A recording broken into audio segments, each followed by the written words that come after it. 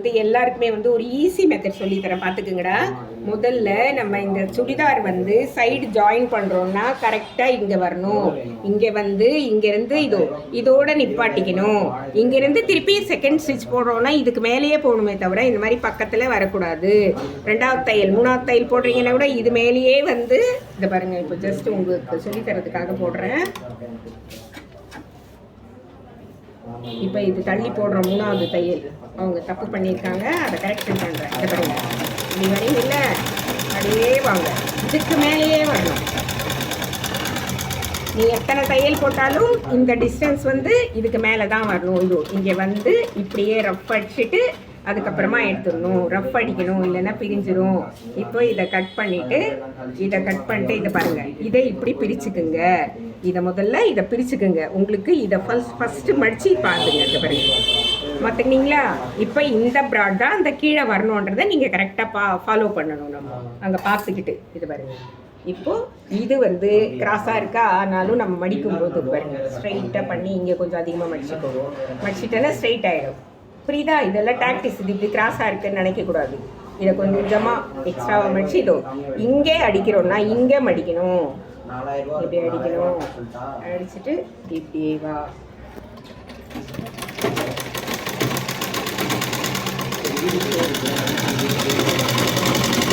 ஓரமாக அடிக்கணும். பார்த்தீங்களா எங்கே மடிக்கிறோம், எங்கே அடிக்கிறோம்? இப்போ அங்கே அடிச்சேன்னா அதை பாருங்கள், இங்கே மடிக்கணும். தெரியுதாடா அரசி?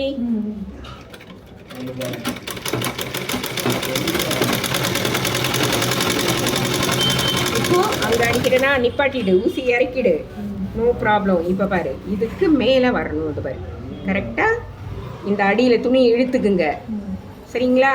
அப்போ தான் அது கரெக்டாக அந்த பாயிண்ட் கரெக்டாக வரும். புரியுதாடா? அவ்வளோதான். இப்போ இந்த பக்கம் வரும். கற்றுக்கிறப்போ பொறுமையாக ஃபாலோ பண்ணுங்கள். இப்போ பாருங்கள், 1 இன்ச்சு மேலே ஏறி போகிறீங்க. 1 இன்ச்சு மேலே ஏறி போய் ஊசி இறக்கணும். இறக்கிட்டு இப்படி திருப்பிக்கிட்டு அடியில் இருக்கிற துணியை இப்படி இழுத்துக்கணும். இந்த பாரு, ஸ்ட்ரைட்டாக இழுத்துக்கணும். புரியுதா? ஸ்ட்ரைட்டாக இழுத்து அதுக்கப்புறமா இதை மடிக்கணும். தெரியுதா? இந்த துணியை இது பண்ணும்போது இதையும் கரெக்டாக எடுத்துக்கணும். கரெக்டாக எடுத்து இதுணும். இப்போ குறுக்குல அப்படியே அடிச்சுக்கலாம்.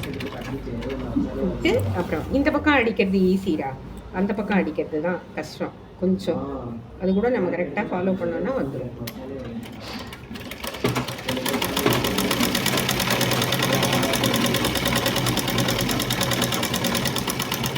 நீங்கள் நிப்பாட்டிக்கங்க, நீடியில் வந்து நிப்பாட்டிக்கங்க. அடியில் துணி ஏன்னா லைனிங் இல்லையா, அதை கரெக்டாக நம்ம ஃபாலோ பண்ணணும். சுருக்கமாக இருக்குது.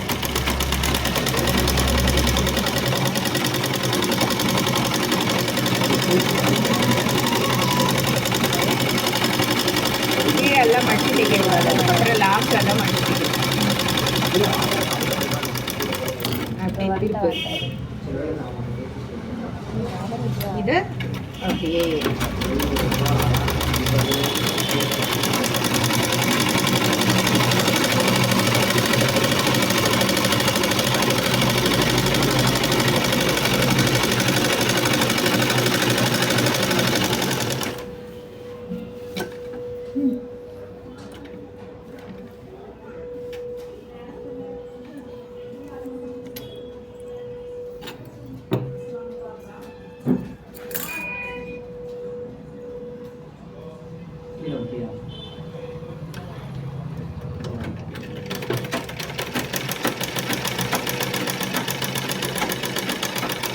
இங்கே பாருங்கடா, அழகாக இந்த வி ஷேப் வரும். இந்த கார்னரில் வந்து இப்படி நிப்பாட்டி இதை திருப்பி அதுக்கப்புறமா அழகாக வரணும். இந்த சுருக்கம்ன்றது வரக்கூடாது. அப்போ தான் நீங்கள் சைடு ஓப்பன் போட்டிங்கன்னா இங்கே அழகாக சைடில் நிற்கும், இல்லைன்னா அப்படியே சுருட்டிக்கும்.